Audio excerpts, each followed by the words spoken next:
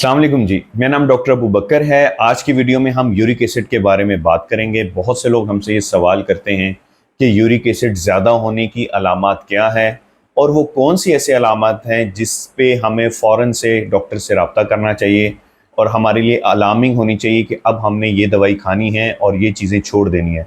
और कौन सी ऐसी खुराकें हैं जिनको इस्तेमाल करने से यूरिक एसिड बॉडी में ज़्यादा होता है और कौन सी ऐसी चीज़ें हैं जिनको इस्तेमाल करने से बॉडी में यूरिक एसिड कम होता है। तो आज के वीडियो के इस हिस्से में हम सिर्फ आपको ये बताएंगे कि कौन सी ऐसी चीज़ें हैं जिनके इस्तेमाल से यूरिक एसिड ज़्यादा होता है और अगर यूरिक एसिड ज़्यादा होता है तो उसके क्या नुकसानात हैं। तो सबसे पहले स्टार्ट करते हैं कि यूरिक एसिड क्या होता है। यूरिक एसिड हमारी बॉडी में एक ऐसा मॉलिक्यूल है जो नॉर्मली बनता रहता है और किडनीज के थ्रू एक्सक्रीट होता रहता है, बाहर निकलता रहता है। बनता क्यों है? हमारी बॉडी में प्यूरिन्स हैं जो कि ऐसे केमिकल्स हैं जो कि डिफरेंट तरीके से या खुराक के ज़रिए हमारी बॉडी में आते हैं या सेल्स के अंदर डिसइंटीग्रेशन हो रही होती है जिसकी वजह से ये मॉलिक्यूल बॉडी में बनते रहते हैं। प्यूरिन्स मेटाबोलाइज होकर यूरिक एसिड बनाता है, फिर ये यूरिक एसिड जो है वो हमारे किडनी के थ्रू एक्सक्रीट होता है। अच्छा, अब हम यूरिक एसिड का कैसे पता चलेगा बॉडी में ज़्यादा हो रहा है? सबसे पहले तो हम लेबॉर्ट्री टेस्ट करवाते हैं जिसमें हम यूरिक एसिड लेवल्स चेक करते हैं। अगर वो एक सर्टेन लिमिट से ज़्यादा हो तो फिर हम ये कह सकते हैं कि यूरिक एसिड ज़्यादा है। अब अलामात क्या होती हैं, ये बड़ी इंपॉर्टेंट बात है। यूरिक एसिड जब ज़्यादा होता है तो वो हमारी बॉडी में मोनोसोडियम यूरेट क्रिस्टल्स बनाता है। ये क्रिस्टल्स जब जॉइंट पे जाके बैठते हैं, जॉइंट में जाके अकोमुलेट होते हैं, इकट्ठे होते हैं, तो वहाँ पे इन्फ्लेमेशन और पेन कॉज करते हैं। यूजुअली यूरिक एसिड जब बहुत ज़्यादा होता है तो उसको गाउट कहते हैं, ऐसी कंडीशन में जिसमें वो बहुत ज़्यादा पेन और इन्फ्लेमेशन कॉज कर दे, दर्द करना शुरू कर दे, उसको हम कहते हैं गाउटी आर्थराइटिस। इस गाउट की कंडीशन में जो सबसे कॉमन जॉइंट जो इन्वॉल्व होता है वो हमारी ग्रेट टो यानी जो हमारे पाँव का सबसे बड़ा अंगूठा होता है वो ज़्यादा इन्वॉल्व होता है। उसके बाद नी जॉइंट जो है, हमारा ये वाला घुटना जो है वो इन्वॉल्व होता है। इसके अलावा क्या अलामत आती है? जैसे ही यूरिक एसिड हमारी बॉडी में बहुत ज़्यादा होता है तो यूरिक एसिड स्टोन्स बनना शुरू हो जाते हैं। स्टोन्स बनेंगे तो किडनी में पेन होगी, बर्निंग मिक्चुरेशन होगी, पेशाब करते हुए जलन होगी, पेशाब में भी यूरिक एसिड आपको मिलेगा जब आप टेस्ट करवाएंगे, और लंबर पेन शुरू हो जाएगी, बुखार, उल्टियाँ, वॉमिटिंग, ये अलामत आपको आ सकती हैं। इसके अलावा यूरिक एसिड जब ज़्यादा होता है तो वो हाई ब्लड प्रेशर भी कॉज करता है। ये बहुत समझने वाली और एक इम्पॉर्टेंट बात है।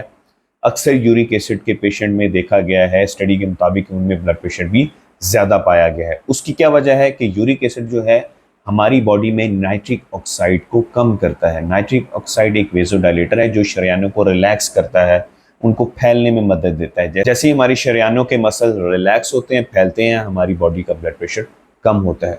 तो हाई यूरिक एसिड लेवल जो है वो नाइट्रिक ऑक्साइड को कम करता है बॉडी में। तो अब हम बात करते हैं कौन सी ऐसी चीज़ें हैं जिनको आप घर में अगर इस्तेमाल कर रहे हैं तो आपको उनसे फ़ौरन रुकना है, अवॉइड करना है, क्योंकि आप अपने यूरिक एसिड लेवल को बढ़ाएंगे। यूरिक एसिड लेवल बढ़ेगा तो गाउटी आर्थराइटिस या जोड़ों में दर्द बढ़ जाएगी।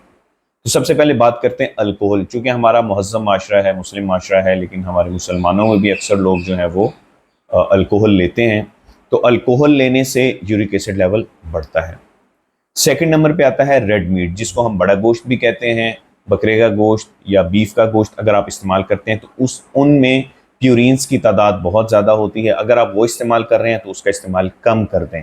इसके बाद सी फूड में आते हैं। सी फूड में लॉबस्टर है, शेल फिश है, ये ऐसी चीज़ें हैं जिनमें यूरिक एसिड की क्वांटिटी बहुत ज़्यादा होती है। अगर आप ये इस्तेमाल कर रहे हैं तो इनसे अवॉइड कीजिए। चौथा सबसे इंटरेस्टिंग चीज़ ये है कि जिन फूड्स में फ्रुक्टोज पाया जाता है, मिसाल के तौर पर हमारी सोसाइटी में फ़ास्ट फूड का इस्तेमाल बहुत ज़्यादा है। अब फ़ास्ट फूड में मायोनीज़ इस्तेमाल होती है और दूसरी चीज़ें इस्तेमाल होती हैं, इन सब में फ्रुक्टोज पाई जाती है। फ्रुक्टोज एक शुगर की एक किस्म है। जिन खुराक में फ्रुक्टोज की मिकदार ज़्यादा होती है उनमें यूरिक एसिड बहुत ज़्यादा होता है। इसके अलावा आइसक्रीम में फ्रुक्टोज बहुत ज़्यादा तादाद में मौजूद होती है। अगर आप आइसक्रीम खा रहे हैं तो आप अपना यूरिक एसिड बढ़ा रहे हैं। इसके अलावा अगर आप सोडा इस्तेमाल कर रहे हैं, सोडा में फ्रुक्टोज की तादाद बहुत ज़्यादा होती है। फ्रुक्टोज लेंगे, फ़ैट बनेगा, फ़ैट से फिर आगे यूरिक एसिड बनेगा, तो इससे आपकी बॉडी में गाउटी आर्थराइटिस होने के चांसेस बहुत बढ़ जाएंगे।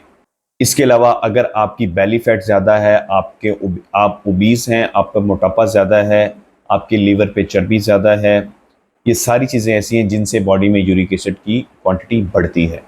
इसके अलावा कुछ ग्रीन लीफी वेजिटेबल्स हैं जिसमें जैसे पालक है और कुछ दालें हैं, सीरियल्स हैं जिनमें यूरिक एसिड की तादाद बहुत ज़्यादा मौजूद होती है। अगर आप इनका इस्तेमाल ज़्यादा करते हैं तो आपकी बॉडी में यूरिक एसिड ज़्यादा होगा।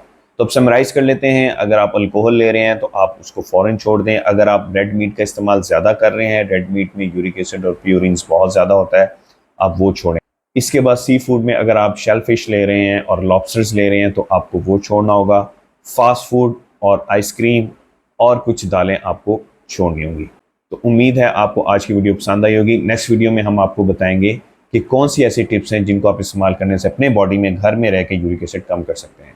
अगर आपने हमारे चैनल को सब्सक्राइब नहीं किया तो सब्सक्राइब कर लीजिए और बेल आइकॉन पे क्लिक कर लीजिए ताकि आपको हर आने वाली नेक्स्ट वीडियो का नोटिफिकेशन मिल सके। अस्सलाम वालेकुम।